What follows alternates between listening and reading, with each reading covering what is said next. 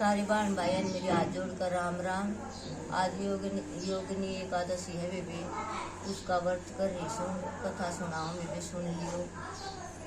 भगवान कृष्ण, भगवान शिव शंकर सबका बेड़ा पार करेंगे और कथा करने वाला इस लोक में सभी सुखों को होकर अंत में मोक्ष को प्राप्त कर हरि चरणों में निवास प्राप्त करता है, ऐसे शास्त्रों का कथन है। धर्मराज युधिष्ठिर ने भगवान श्री कृष्ण से कहा, ये माधव, अब आप कृपा करके मुझे आषाढ़ मास के कृष्ण पक्ष की एकादशी का माहात्म्य विधि विधान आदि को इसके नाम सहित बतलाइए।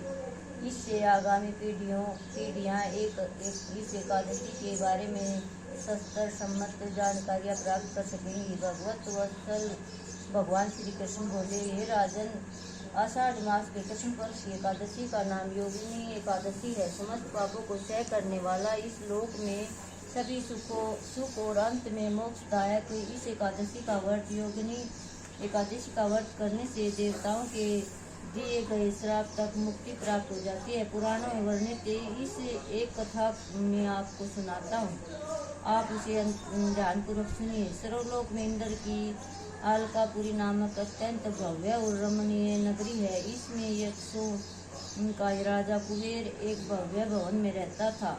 कुबेर प्रबल शिव भक्त था और प्रतिदिन प्रातःकाल शिव जी की पूजा आराधना किया करता था। हेम नामक एक माली प्रतिदिन पूजा के लिए मानसरोवर से फूल लाकर कुबेर के यहाँ पहुँचाया करता था। हेम माली की पत्नी का नाम विशालाक्षी था। अप्सराओं के समान सुंदर, अत्यंत गुणवती और महान प्रतिवता थी। हेम माली की पत्नी विशालाक्षी हेम माली अर्धरात्रि में फूल लेने मानसरोवर जाता और सुबह वहां से फूल लाकर राजा कुबेर के यहाँ पहुँचाता। एक दिन वह मानसरोवर से पुष्प तो ले आया, परंतु कामातुर होने के कारण मार्ग में ही उसने अपने घर रुक गया और पत्नी के साथ हास्य विनोद और रमण करने में तल्लीन हो गया। जब दोपहर तक कुबेर के पास पूजा के लिए फूल नहीं पहुँचे तो कुबेर ने अपने सेवकों को कारण पता करने के लिए हेम माली के घर भेजा। सेवकों ने राजा कुबेर को आकर बताया कि वह पापी तो काम के वशीभूत होकर अपनी स्त्री से हास्य विनोद और रमण करने में लगा है। यह सुनकर कुबेर ने क्रोधित होकर हेम माली को बुलाकर लाने की आज्ञा दी। हेम माली भय से कांपता हुआ कुबेर के सामने उपस्थित हुआ। उसे देखकर क्रोध के मारे कुबेर के नेत्र लाल हो गए और फिर कहने लगा, अरे पापी, नीच, कामी, तूने मेरे पूजनीय ईश्वर की शिवजी महाराज का अनादर किया है, इसलिए मैं तुझको श्राप देता हूँ कि तू स्त्री का वियोग सहेगा और मृत्युलोक में जाकर कोढ़ी होगा। कुबेर के शाप के कारण वह माली स्वर्ग में पृथ्वी पर जा गिरा और उसी क्षण कोढ़ी हो गया। मृत्युलोक में आकर हेम माली ने घोर कष्ट भोगे, भयानक जंगलों में बिना अन्न और जल के भटकता रहा। रात्रि को निद्रा भी नहीं आती और परंतु शिव जी की पूजा के प्रभाव से उसको पिछले जन्म की स्मृति का ज्ञान अवश्य रहा। घूमते घूमते एक दिन वह मार्कंड ऋषि के आश्रम में पहुंचा। हेम माली वहां जाकर उसके चरणों में गिर पड़ा।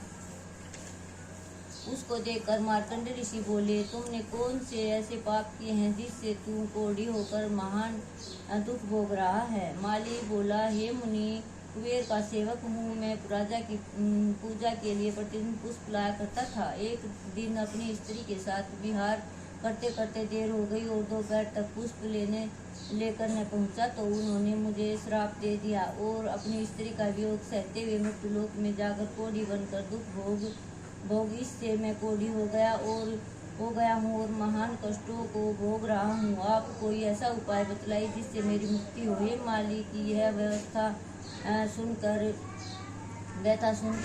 ऋषि बोले, तूने मेरे सन्मुख सत्य वचन कहे, इसलिए मैं तेरे उद्धार के लिए एक व्रत बताता हूँ।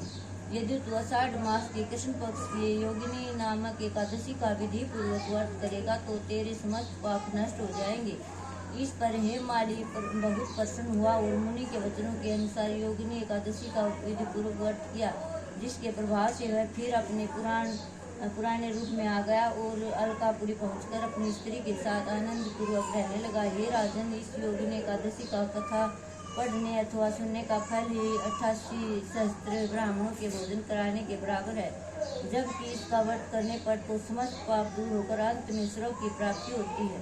बोल कृष्ण भगवान की जय, बोल श्री कृष्ण भगवान की जय।